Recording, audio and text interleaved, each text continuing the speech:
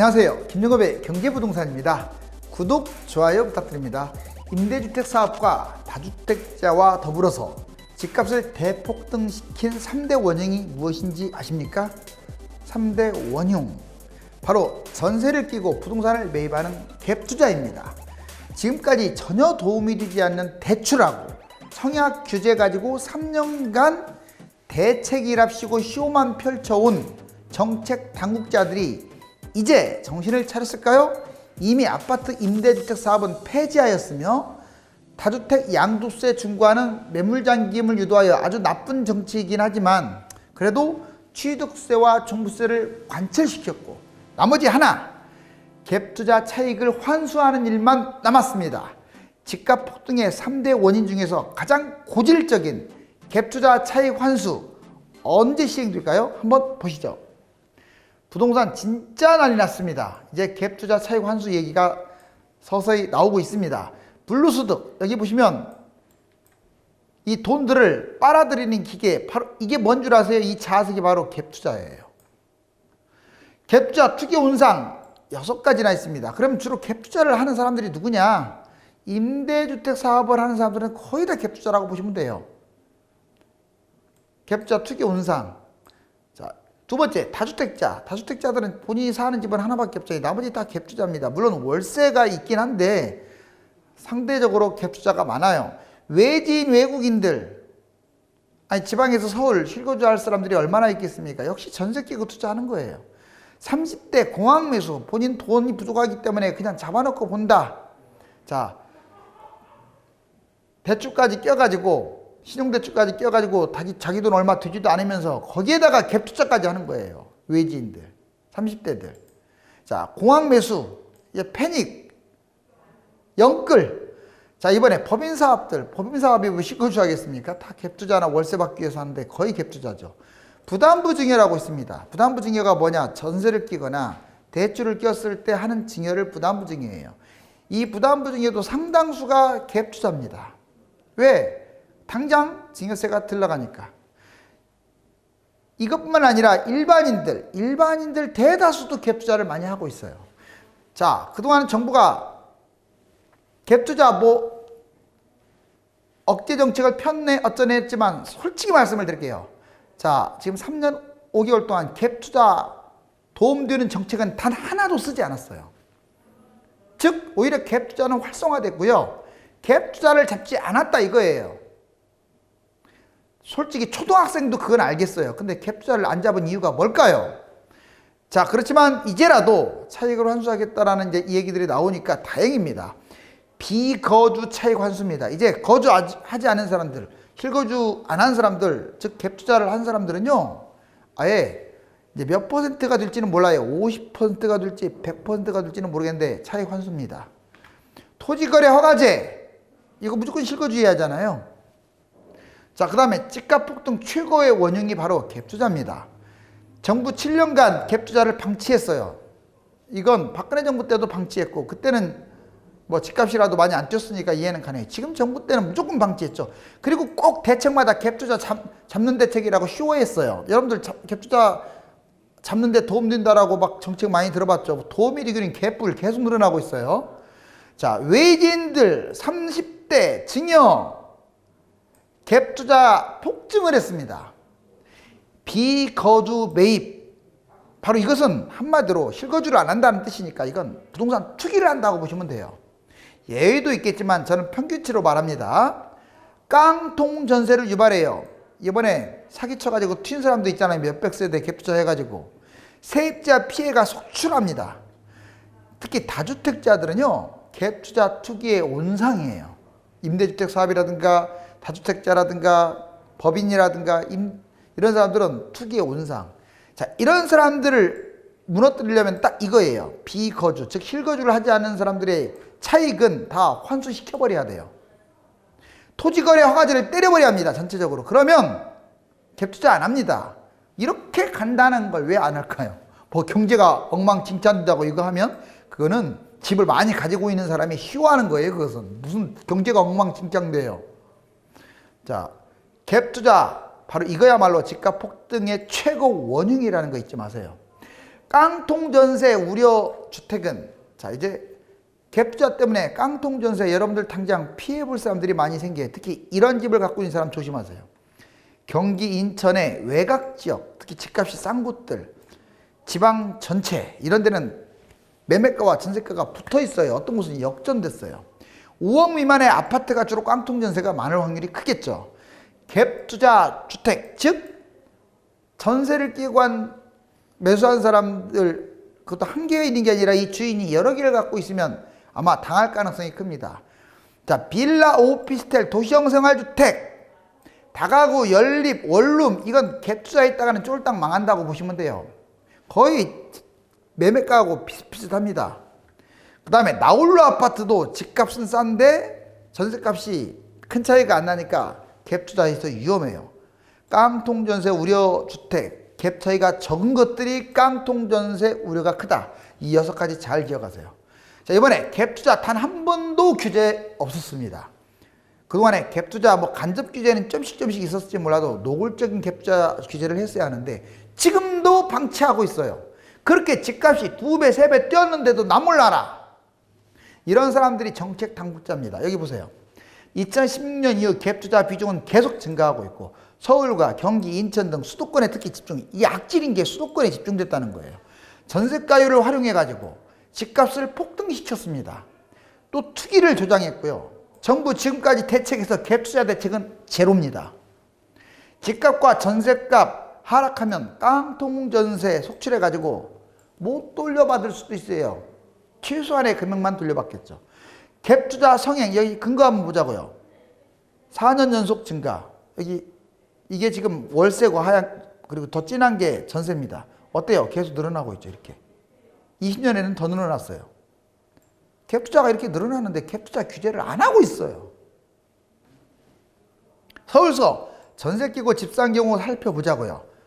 임대 목적, 즉 갭투자한 사람들, 임대 목적인 사람들, 물론 월세도 포함됩니다. 37.9 훨씬 많네요. 자, 본인 거주한 건 8.2밖에 안 돼요. 이처럼 투기꾼들이 많다 이거예요. 임대주택 사업자 갭투자, 임대주택 정부가 활성화했죠. 즉 갭투자를 유발한 거예요. 활성화시켜갖고 집값 폭등시킨 것이 바로 당국자들이에요. 그런 사람들 지금 솔직히 이런 말 하기는 그렇지만 지금 당장 잘라야 돼요. 정말입니다. 그런 사람들 때문에 집값을 폭등시켰는데 웬일? 웬거? 지금까지도 지금 자리 잘 보존하고 있네요. 왜? 집값 주도 성장에 충실했던 충견이기 때문에 그래요. 2017년 이후 임대주택 사업자가 급증해갖고 150만 돌파. 임대주택 사업주택으로 매물이 잠겨버렸어요. 완전히. 그러는 바람에 특히 2017, 18, 19년에 집값이 폭등한 거예요. 수도권에 집중됐다는 게 문제예요. 다행히 대부분 매물이 이제 갭투자인데 아파트 임대주택 사업을 폐지시켰잖아요. 이번에. 순차적으로 말소되면 매물 폭탄이 나올 거예요. 이것도 임대주택 사업자들이 대모여가지고 그걸 들어줬잖아요. 이거요, 1년만 좀 혜택을 좀 줄 걸 뭘 그 소급 적용을 끝까지 다. 어찌됐거나 이렇게 보세요. 막 엄청나네요. 이게 임대주택 사업자 매물이에요. 현 정부 들어와서 얼마나 많이 늘어났어요. 계속 늘어나네요. 여기 보니까 143만, 무려 153만이 임대주택 사업자, 주로 수도권에 많이 몰려 있어요. 다주택자, 갭투자, 매물을 토해내게 하라. 특히 다주택자들도 갭투자에 제일 많이 하는 사람들이 다주택자 역시. 다주택자 2012년 이후 지수적으로 증가했고 11채 이상 다주택 증가폭이 커요. 즉 집이 많을수록 다 갭투자라고 보시면 돼요. 물론 월세도 있습니다. 자, 그런데 전세를 끼고 하는 이 갭투자가 더 원흉이라고 했잖아요. 다주택 보유세도 미미하고 양도세는 엄청나니까 버티게 하는 거야 지금. 서울, 경기, 인천, 수도권에 집중됐다는 게 특히 문제예요. 다주택 매물 대부분 전세를 끼고 투자하는 갭투자가 많아요. 집값 폭등의 원흉은 바로 다주택의 갭투자다. 실질적으로 다주택자들 보세요. 2018년까지 2019년 20년에도 계속 늘어났어요. 11채 이상 소유 다주택자들도 늘어났죠. 자, 외지인 갭투자, 이거 두말하면 잔소리죠. 물론 외지인도 실거주하러 오는 경우도 있지만 대부분은 전세 끼고 투자하는 거야. 자식들을 위해서 투자하고 본인들 돈 벌려고 투자하고. 서울 사람이 지방에서 투자하고 지방 사람은 상경에서 투자하고.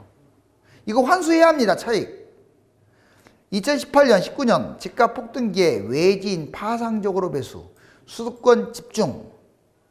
외지인들이 전국 각지 돌아다니면서 부동산 갭 투자, 투기 집값 폭등의 1차 원인을 제공했어요. 지방 사람 서울에, 서울 사람 지방에 투자 원인 갭 투자, 이익 환수 필요. 여러분들 다른 거하고 달리 갭 투자는 지금 얼마 전에 임대주택 사업 3법 그냥 소급 적용 없이 진행해버리듯이 이거 외지인 갭 투자는 당장 진행해도 할 말 없습니다. 왜? 의식주 가지고 장난쳤기 때문에 이거를 무슨 소급 적용한다고 반발? 의미 없어요. 다 소급 적용해도 돼요. 왜? 실거주가 아니었기 때문에. 집을 투기로 생각했기 때문에 이것은 소급 적용해도 된다 이 말이에요. 안 하고 있네요. 근데 지금 이야기가 솔솔 나온다는 거 조심하세요. 소급 적용도 가능할 수 있다는 거 제가 분명히 겁을 드렸습니다. 자, 외지인, 개인, 법인 여기 보세요. 개인은 이렇고 외지인 얼마나 이렇게 지금 법인들 많습니까? 외지인 서울 거래 외지인들도 계속 갭 투자 이렇게 늘어나고 있죠.